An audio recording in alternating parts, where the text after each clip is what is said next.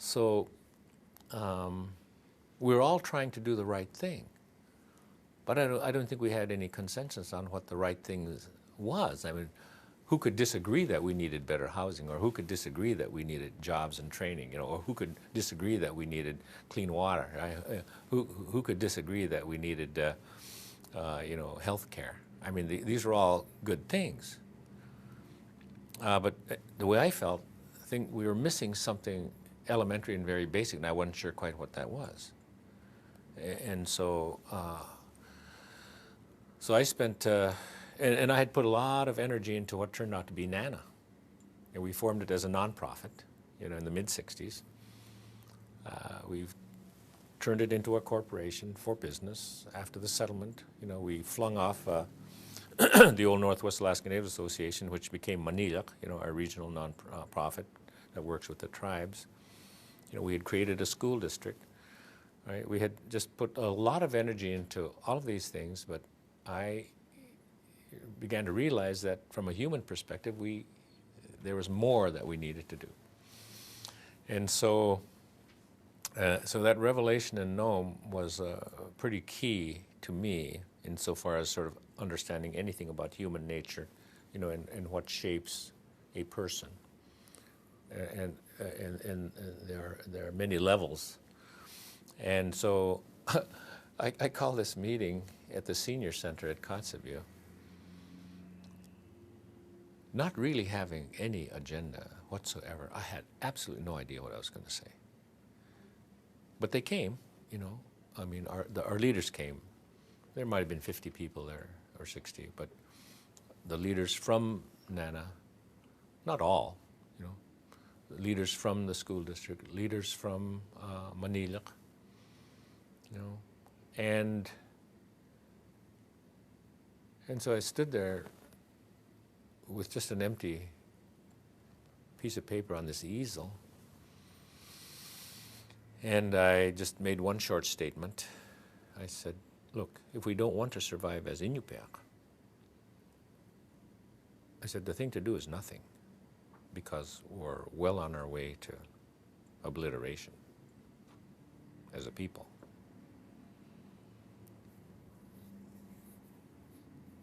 And then I asked one question. I said, if we want to survive, what was good about our people? And that's where I started writing down whatever people came up with, right? Which was what we now call the Inupiaq values of our people. And so it was something as simple as our sharing, our cooperation, our humility, loving our children, respecting our elders, all of those things that you've seen listed since then, which really just boiled down the essence of the positive values of our people.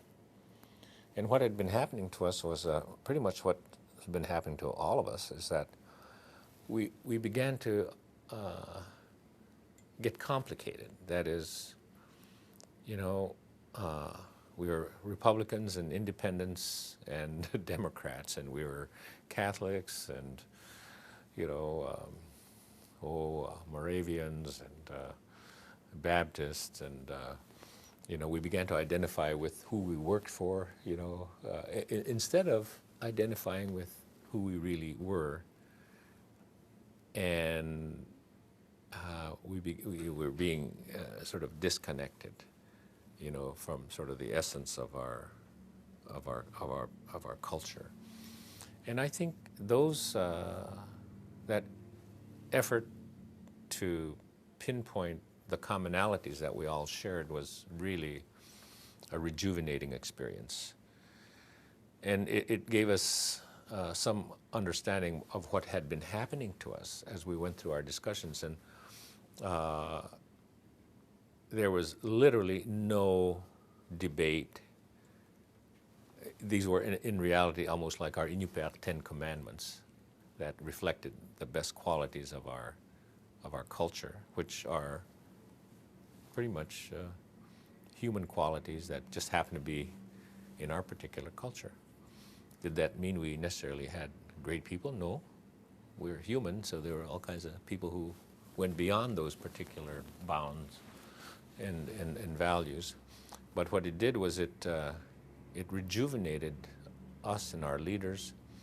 It gave us a way to look at the world, you know, rather than trying to eject the educational system that had been such a destruction ground for our culture. We thought, well, geez, you know, we could imbue our history, our language, our culture, our values into that system, rather than trying to junk it. You know, we could use those values not only in our personal lives, but in the way we use the corporation, for instance. Understanding that you have to make a profit, but then it's a tool, right? You can use it to help reinforce your identity, right? And so it was a rejuvenating experience, and we went to every village trying to encourage each community to have their own program to reinforce their values and their local knowledge, traditional knowledge, their language, their geographic places, all those things that are our things that the system's always trying to take from us, you know. So that was the thrust of Inupiaq, which to me is maybe as important, or maybe more important than anything else that we've ever done. There are only a few old natives and a few old white people who remember what Alaska was like before statehood. And whether we know it or not, we have been living the past 35 years or so in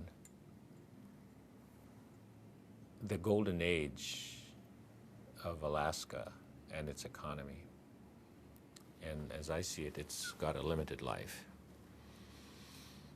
And many of our people have become accustomed to a rather easy life. There was nothing easy about the life that we lived in my youth. Everybody had to take up their share of what it took to survive. And I worry that we'll have the will and the knowledge to continue living in Alaska because we have grown accustomed to the benefits of a revenue stream that's not going to be there unless we have gigantic great fortune to replace the revenues that are dissipating as we speak. So it's not just a challenge for villages, it's going to be a challenge for the urban areas, because the way I look at it, we have created a complex superstructure of services, programs, facilities, and infrastructure that in the long run may be unaffordable. You know, based on what I have experienced in my own life, from the days we lived in sod houses and tents and drove dogs and lived off the land. So I'm just saying this because we should prepare for the worst. Even if it may not come, I think it's a matter of preparing our minds and our own people for harder times. Because we had 2 million barrels a day of oil coming in 1988. It's down to 650,000 or so barrels, and it's shrinking by 4 to 6% a year.